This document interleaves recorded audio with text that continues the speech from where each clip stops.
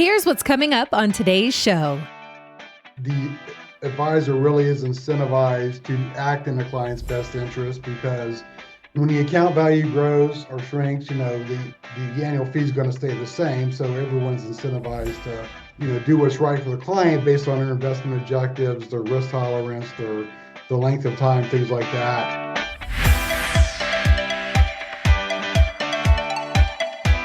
This is the Retire Happy podcast with John Amarino, a fiduciary financial advisor at Securus Financial in the San Diego area, and Thomas O'Connell, president of International Financial Advisory Group, Inc. in Parsippany, New Jersey. Together, they'll be keeping retirement happy from coast to coast.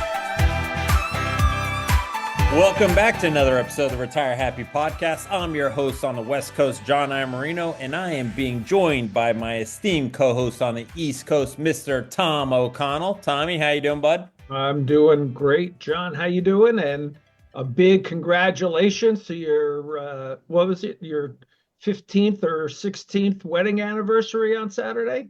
No. It's 14 years, but that's October. Oh, I was close. We just proposed. It was the anniversary of our proposal. That's it. I'm sorry. My bad. Yeah. So, but yeah, we just celebrated it by doing nothing other than travel baseball, our life. But hey, and congratulations to you, Tommy. I know Tommy and I are big sports fans. Juan Soto just saved the New York Yankees fans a ton of grief. Go out and sign for other players and watch him be a miserable flop in New York. Didn't like him as a Padre, so $760 million for a guy who can't catch a fly ball. But I digress. So, well, at least they didn't pay that much for Aaron Judge, who still can't catch a fly ball either. Hey, I would gladly have Aaron Judge over Soto. So, hey, and Aaron Judge did show some loyalty to the Yankees because the Padres offered him more money. Very true. So did the Giants. Yeah. So, well, folks, we're into December, the end of the year. And, Tommy and I thought we'd have today's expert guest on as I just finished my investment advisor compliance and continuing education training. We thought we'd have our guest on to talk about compliance and the legal part that you, the listener, may not know exists, and our clients know exists, but don't really know the interaction and the importance of what our compliance over at Brookstone does. So today's guest is a 30-year veteran of the financial industry, 25 years in the riveting sector of compliance, and he has been the chief compliance officer for the last 11 years at Brookstone Capital Management. And he's such a cool guy that he actually gets invited to every lunch that's hosted by Dean Zayed, the CEO or the president, I should say, or founder of Brookstone Capital Management, the best chief compliance officer in the industry, Mr. Matt Lovett.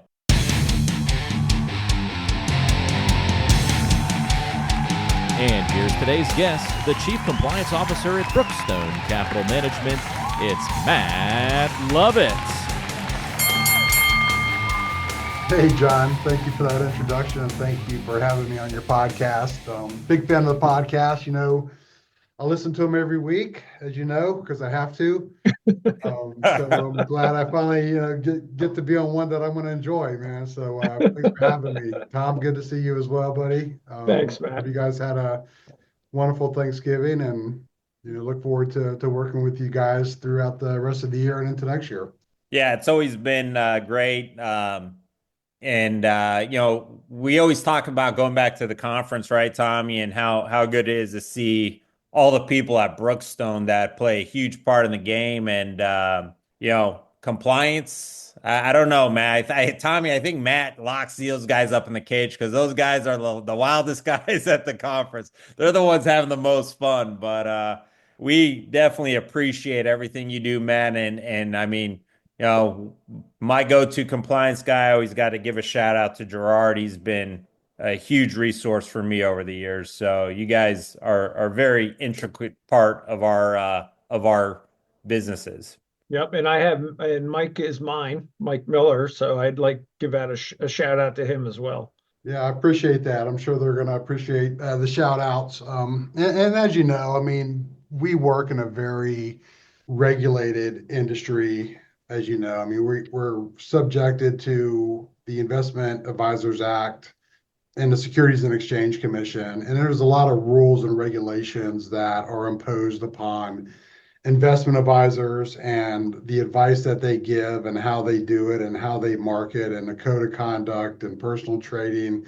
And there's just a lot of rules that are in place that apply to you and all investment advisors. And our role as compliance is to try to, make sure everybody's, acting and conducting business in a way that's not going to be a violation of those rules. And so we really try to help the advisors and kind of partner with them. We know, they're not going to maybe know all the rules that are in play or how to ensure that they're in compliance with the rules. And that's where we come in, just to make sure that, we're a resource to make sure that, things are being done the right way. The clients are being treated properly, the investment recommendations are appropriate, things like that. So that's kind of our role with the firm. And I appreciate you guys acknowledging that and shouting out some of the compliance staff that helps us, achieve those objectives. So I'll start off by just asking real quick. One of the things that I offer in all my quarterly statements to clients is what's called the ADV form. And that's something that we are supposed to give all of our clients. So most people don't quite understand what that is. Can we just give like a 10,000-foot view of what that is and why it's important for them? Yeah, absolutely. The ADV form is basically, in the simplest terms, our disclosure brochure. And there's really two parts. There's one on Brookstone, which is the part A, and then there's one for the individual investment advisor representative that's called the part B. And what these forms do is they are designed to tell you as an investor, as a client, everything that's a material that you would want to know about the firm. It talks about, our background, our history, our investment models, what are the risks with the models, what are our fees, how are our fees calculated, are there any conflicts of interest with the investment advice that we give, and if so, how do we mitigate those? Things like that. What other outside business activities that we're engaged in? And for the individual advisor, it's similar disclosures. It talks about your work history, your education, outside business activities, any conflicts. So these are all areas in a relationship with the clients that we have to disclose pursuant to the regulations that we work under. So it's very important that, the advisors give these to their clients. I understand some of them the firm ADV is pretty lengthy. I believe it's 25, 30 pages long, just because there's so much material that we're required to give. But the important thing about that document is it describes the entire relationship that you as a client is going to have with both your independent financial advisor and the firm that they affiliated with. Everything from, like I just mentioned, the investments that we offer to the fees that charged, and everything else that you would want to know in order to make a informed decision about if this was a firm or an investment advisor that you want to work with. And I think, as you mentioned, also on our side, it's kind of our resume, right? So the clients or prospective clients can see what firms we've worked for, what licenses we have, if there are any regulatory issues that we've ever come across or anything of that nature too. So it helps mitigate that question that we get a lot, how do we know you're not Bernie Madoff? Yeah, no, that's a good point. Absolutely. It kind of gives a snapshot of the individual advisor. And on the first page, on the cover, we also include, every advisor has what's called a CRD number, which is a Central Registration Depository Number, which is a website put on by the Securities and Exchange Commission, where you can go and look up advisors for a little bit more detailed information. And this is where you go to ensure that the advisor is registered. In our case, registered as an investment advisor representative, which means you're someone to give advice on investments. And quite frankly, some financial advisors can't do that. They may only have an insurance license, or they may be registered with a brokerage firm where they could give stock recommendations and make investment recommendations as well But the compensation is a little bit different between a brokerage firm and an investment advisor. But yeah, that's exactly what it's designed to do, is to make sure that the client has enough information about the advisor to make a determination that this is someone that they're comfortable working with, and also where to go to find more information about that person should they choose to. Yeah, and you talked about the Investment Advisory Act of 1941, which really, defines what an RIA and IAR are, and the fiduciary responsibility. Would you mind just kind of talking about the responsibility that Brookstone has, and that the same responsibilities that Tommy and I have that differ from the broker world? Yeah, no, that's a great question, John. And I think the biggest difference is that investment advisors, both representatives and firms, have a fiduciary obligation to act in the best interest of their clients. They also have an obligation to disclose any conflicts of interest to their clients. And that's a very important characteristic of investment advisor. And it does a couple of things. I mean, the first, it starts with compensation. Now, we don't get paid commissions for selling products. I mean, we charge an advisory fee, like an account management fee.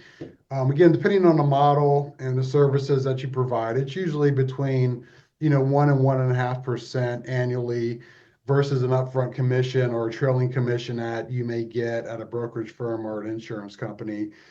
So the biggest fiduciary disclosure is that, like, we have to disclose those compensation, right? We can't hide behind saying, "Oh, I get paid a commission from, an investment company," without really saying what it is. I mean, it's very fully transparent. It's in writing. When you do business with an investment advisor, including Brookstone, you sign a client agreement that clearly discloses what fees are going to be charged. And when you do work with an investment advisor, we have to act in your best interest. And what that means is there could be some investments where, due to the compensation structure, some investments may pay differently or pay more than others. Well, under our compensation structure as fiduciaries, that doesn't matter because it's a level fee. There's no financial incentive to offer one product over another due to compensation.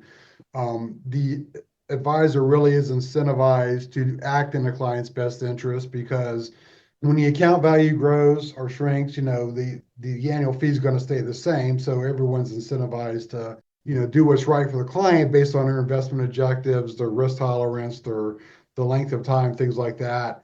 Where if you didn't have that fiduciary standard, and you're maybe more transaction-based compensation, you may be incentivized to, like, maybe move in and out of the market or sell investments that maybe are appropriate for clients, but maybe not be the best one. Where as a fiduciary, you have to recommend the best product and the best investment solution for to your clients. Where if you didn't have that, you could offer investments that were appropriate, but maybe not the best. And that's where the fiduciary obligation differs from financial advisors that don't operate under that. So it's a pretty big distinction. And one thing that I absolutely love about the fiduciary setup is the transparency. Like you said, I've seen some prospective clients who have come in with some of these brokerage firms, and half their statement was commissions, half of it was AUM, and it was very convoluted, and the client had zero idea of what they were actually paying for. Yeah, that happens a lot. I mean, again, under the Advisory Act, and as investment advisors, they know, right? They sign a document that says, "Hey, this is what your annual fee is going to be. It's going to be billed, monthly. So you're going to pay 1/12 of that fee over the course of a year." So you know exactly what that is. Where for non-advisory firms, that transparency isn't required, right? I mean, it could be it could be a product that pays, upfront commissions, trail commissions, things like that.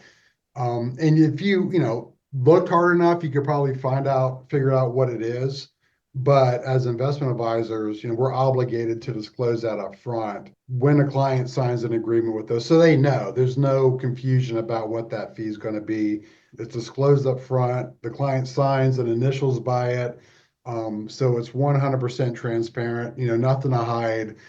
This is exactly what the services that we provide, and this is exactly what it's going to cost a client. It's fully transparent in our disclosure and in the client agreement. So yeah, that's important to know and for people to understand.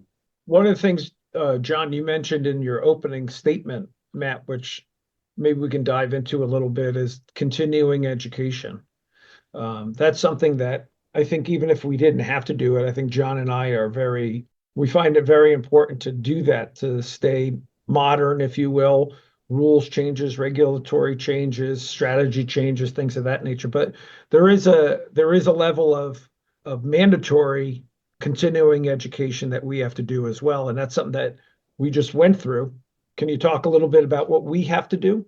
Yeah, so as investment advisors, there are continuing education requirements in most states. Now, it is state specific, and there are some states that have not yet adopted it, but they will. It seems like all states are going to the CE model. But what these courses do basically wants to make sure that the financial professional is current in their knowledge. There's 12 hours a year that has to be done. Half of it is based on, basically products, investment strategies, things like that, so that the advisors, there's always new products, new strategies coming into the marketplace. It's constantly evolving. So that part's designed to make sure that, the financial advisor knows what the products that they're using, which is important. And then the other half is a code of ethics, which is very important. It's tied into our fiduciary obligation, ethical considerations, your fiduciary responsibilities that we talked about, courses on that, and how advisors should act when presenting, different situations that, there could be, fiduciary obligations in play or ethical decisions. And it's important that, advisors, get that ongoing training because it's a big part of what they do and what they're responsible for. So, yeah, it's 12 hours a year, continuing education for most advisors, and it's very important that gets done so that you can stay on top of these evolving regulations and products and just the industry in general. And we get audited too, right? Our offices. Yeah, one of the things you guys send out spies to check our files. I don't know if we call them spies. We could, but we only do that if we have to, man. If you got a spy coming, you must have done something wrong, man. Because yeah, if it's unannounced. But one of our responsibilities as a registered investment advisory firm that the Securities and Exchange imposes on all investment advisor firms is they call it like a duty to supervise. As a firm, we have to know what our advisors are doing. We have to know the investments that they're recommending, how they're conducting business with their clients, what type of marketing material they're putting out, including podcasts, like this one. We have to check their websites, social media accounts, any seminars, any print materials. So one of the things that we do to kind of help as a firm to make sure that the advisors are conducting their business and all these different areas of their business that are in compliance with the rules, as we periodically go and visit their office and review the materials in our files and things like that, and make sure that everything is being conducted accordingly. So that's a big part of what we do in the compliance department. Yeah, and you mentioned reviewing podcasts, and I know Tommy and I have YouTube channels and videos that we do with Aaron Kennedy, and we do the podcast, and really what our listeners, our clients have to understand that every piece of email that's like a group email has gone through your office. I mean, that's what that's always a part of Tommy and I's process, but that is an absolute requirement. That everything is sent out is really looked at through a fine-tooth comb by you guys. Yeah, those are some of the requirements that are imposed upon, through the Investment Advisors Act and the Securities and Exchange Commission, is that there's a lot of record-keeping requirements for one. So like, as you mentioned, John, any email, it's considered a written business communication, obviously, and all of those records have to be retained. So we do capture those through some technology that we have. And in addition to that, there are some certain keywords that we look for that may get flagged. As you can imagine, what those may be that may flag them or send them to compliance for review. So obviously we're looking, for any issues, any problems, complaints, things like that, that get triggered for review. I mean, same thing with the marketing material. The marketing advertisements, a very regulated piece of our industry. There are certain standards that have to be met when you are marketing your services and your business as investment advisors that, first and foremost, I mean, the marketing material has to be true and accurate. It can't be, misleading. There can't be omissions of material facts. It has to be kind of fair and balanced. You have to make full disclosures. There's certain, depending on the content, there may be certain disclosures that you need to make. So all of those we review, prior to them going out to make sure that the materials are consistent with regulatory guidelines. There's not anything, misleading or false or partially true, things like that, we look for when we conduct those reviews. And that goes for things like testimonials, right? I mean, only up until a couple of years ago, you weren't allowed to use them. Now I don't use them. I just find that the regulations are just too much for me, so I don't use them. But we do see it now a lot more in the industry. Testimonials, whether they're taped or in writing or at seminars and workshops and things of that nature.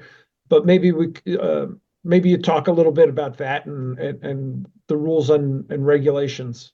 Yeah, no, so you're right, Tom. Like up until about 2 years ago, any type of client testimonial was strictly prohibited. You just, couldn't do it. Doesn't matter. Can't do it. Completely prohibited. And I think at the time, the SEC felt that they could be a little bit misleading because one or two people gave you a positive testimonial, that they may not be reflective of all your clients, right? I mean, obviously, when people post testimonials, they want to pick the good ones, right? That said you did a great job and how happy they are.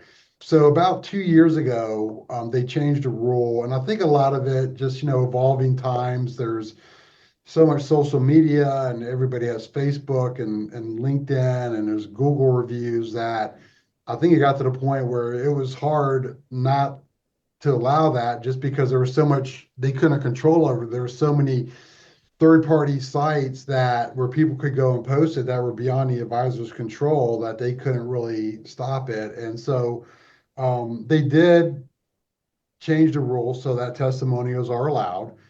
So yeah, you could have a written testimonial, you can have verbal testimonial from clients on your websites, on your podcast, that is allowed now. But there are some certain stipulations around it. For example, there's the testimony cannot be about performance. So you can't talk about a specific client's account performance.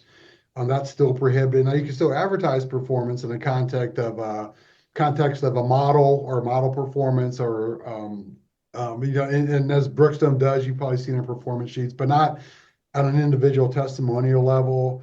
You have to disclose if the person providing the testimonial is a client or not.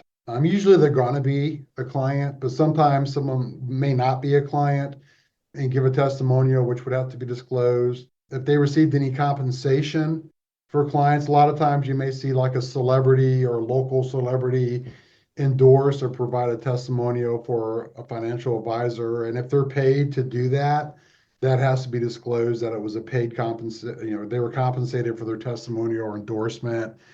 If the testimony creates any type of conflicts, well, that could be a situation. Well, maybe your business partners, like say, Tom, if you gave John a testimonial, you probably would have to disclose that you guys, work together in a capacity, and that could be a conflict as far as that relationship that would need to be disclosed if you were to give a testimony. So there's still some rules about it. We're dealing with, the Securities and Exchange Commission, and so there's going to be rules on just about everything. So you could do it, but you want to be mindful of what the regulations are, what the rules are, and make sure that you're within compliance of those rules. Yeah, and I agree with you, Tommy. I don't do the testimonials; just too much. Yeah. Too much to do. So, Matt, you had made reference to investments, and any investment or trade we make before trading trades on it is approved by you guys. And I personally right now I have a client that we're looking into some very advanced, more speculative investments with, reference to oil and gas. And, one of the big talks I had with compliance was like, hey, listen, here's the rules you have to follow, right? We're not giving advice. We're giving an open resource, and it's really a decision that a client has to make. But talk a little bit more about the role of monitoring the investments and even, investments like oil and gas that can have some advantages, but are very speculative. And Brookstone's your legal stance on that type of stuff. Yeah, so I mean, on the most basic level, when we're looking at the investments that advisors are recommending, the simple question that we ask ourselves is this investment in the client's best interest, right? It's a simple question, is it in the client's best interest? And how do we determine that? Well, as you guys know, we require, and most firms do, clients would fill out a questionnaire. We call it a risk profile questionnaire that just asks them a series of questions about how much risk they're willing to take, how much investment experience they have, how long of a time frame they're looking, to hold the investment. Are they looking for it to grow, to achieve income, things like that? So there's a series of questions that these clients fill out, and that kind of gives us a pretty good idea of what investments would be appropriate or in that client's best interest. And usually when a client answers this, they get kind of graded on a scale. Are they conservative? Are they moderate? Are they aggressive?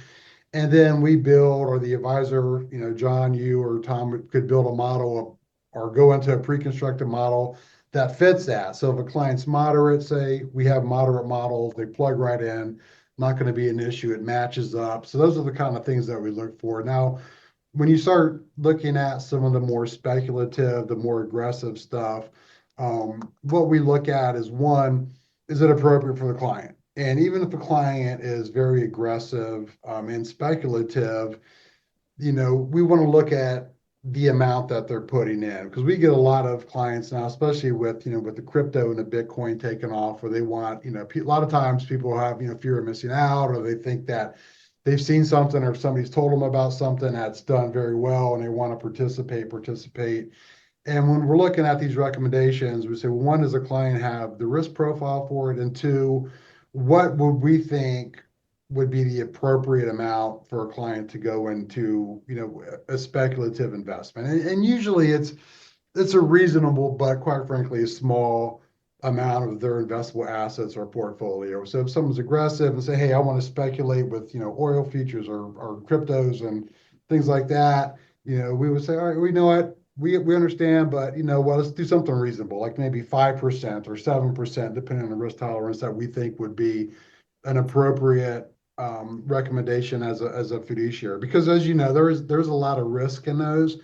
And one of the things that we like to avoid is if a client's over allocated into a high risk investment and that investment, does not work out, loses money, quite frankly, it really, could harm a client's financial situation and, lead to other repercussions as well. So we kind of look at it from that perspective and say, look, we want to be able to accommodate this. We understand it's another asset class. It's an appropriate investment, but appropriate with a limited amount of their assets is what our comfort level is with that.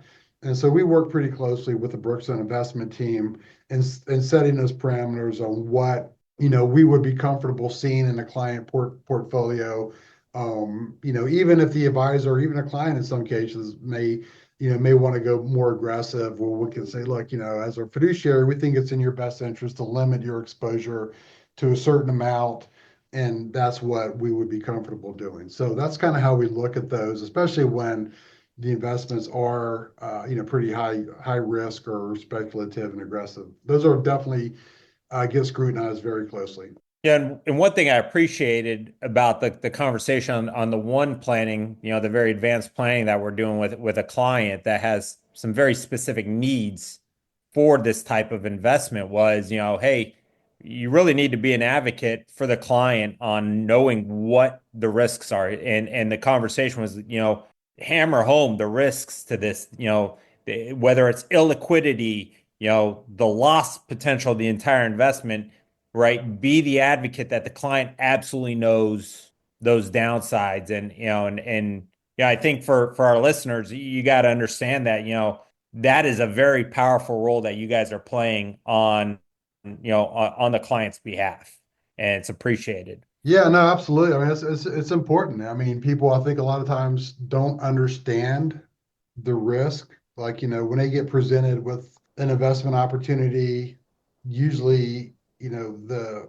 pros, like, what does it do? Like, how much money can it make? What's the potential?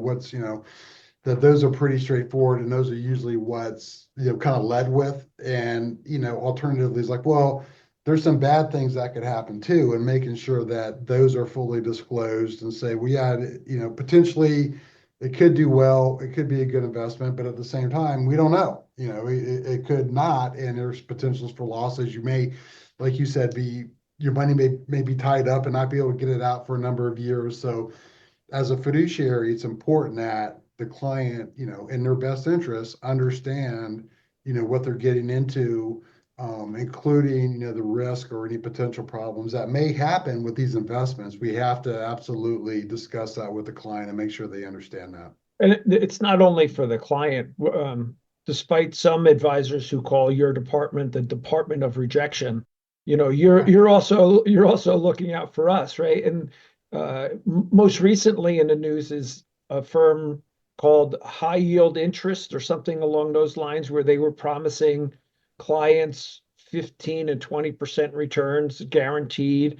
And so agents are going out there writing investments, and now they're the ones who are going to be stuck holding the bag because this company now is folded or absconded with the funds, and the only people that the clients have to sue are the agents themselves, and maybe they didn't know everything going in. Yeah, no, that's a great point. And there's a lot of that happens in this business. And, a lot of these investments that get offered, if they're a private placement or they may be unregistered investments or, things like that promise, a high yield or high returns or high growth rates, you got to view with skepticism, right? I mean, we vet those, and we've had advisors, other advisors, not you guys, of course, but approach us with some, investment opportunities that they've seen that we just were not comfortable with, despite, the promises that these investments made, and we flat out just said, no, we can't do that here. It's just too much. It's too much risk, and this is why. Whether it's they don't have financial statements available or audited financial statements, or there's a history of regulatory issues with this firm, or it just doesn't pass the smell test, and it sounds too good to be true. And as you mentioned, Tom, a lot of times advisors buy into the hype into some of these alternative type products and put clients in it, and when things go bad, the people that are invested are angry and they're mad about their losses and feel like they've been misled and were given bad advice, and they turn on to the advisors, and potentially it could turn into litigation issues and things like that. So yeah, those are the type of products when we look at these, that's why it's so important to vet them and do your due diligence on these products and limit that exposure like we talked about earlier, because there is potential for losses, and those losses could affect an advisor and their reputation if they get dragged into something that they probably shouldn't have been into. And that's what we hope to avoid. Right. And you guys have had, we have a couple of firms that we work with now for a couple of years. And I've used their funds in my models, but I remember emailing Mark Diorio, the chief investment officer, about, hey, I emailed, or I saw an email regarding these, interesting type of ETFs. And you guys, the vetting, you said the word vetting. I mean, you guys, it's not just a couple month process. I think you guys vetted a couple of the firms you worked with for a couple of years before you felt comfortable. Can you kind of talk about how your vetting process really goes? Yeah, I mean, there's so many different investments out there in different firms, and a lot of the products that the investments that we offer on our platform, when it goes to ETFs, we look at the firm's reputation, how much assets they manage, how long they've been in business, what's their regulatory record look like, what's their financial record look like, what type of services they provide. And there's some big players. You have the iShares and the BlackRocks and the Invescos and things like that we have a long history, good business relationship with. And then there's also maybe some more smaller firms where they might have a unique ETF, maybe that's different than just your standard, stock portfolio or bond portfolio where, they may have some kind of hedging component to it. And, maybe some kind of a component that maybe could limit, or downside, some kind of downside protection. And those are ones that we got to look at, definitely a little bit more closely. And those are ones that where we may go pay a site visit, do an on-site due diligence visit, meet with their investment committee, meet with their investment portfolio managers, meet with their CEO, examine their books and records, things like that. So a lot of due diligence goes into vetting, some of these firms that are coming out with some of these unique products before, we put them on our platform. And the compliance is involved, our investment team is involved, our operations team. So it's more than just, one department that's involved in these reviews. It's departments across the board. So everybody, because, everyone kind of looks at it a different way. And we say, well, we may not see something from, a financial standpoint that maybe someone in accounting might, and things like that. So we kind of vet these as a team. And, so we got kind of different perspective, different viewpoints looking at them. But yeah, a lot of effort goes into picking the investments that we have available on our platform to make sure that, they adhere to our fiduciary responsibility and offering what we feel is the best products that we can find for our clients and that our advisors are offering to clients as well. So it's important to do that, to maintain that fiduciary responsibility that you're required to do.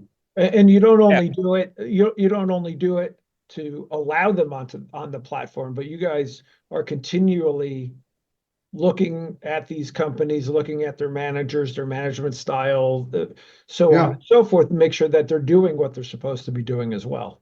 Yeah, no, absolutely right, Tom. It's not just a one and done type thing. It's an ongoing process.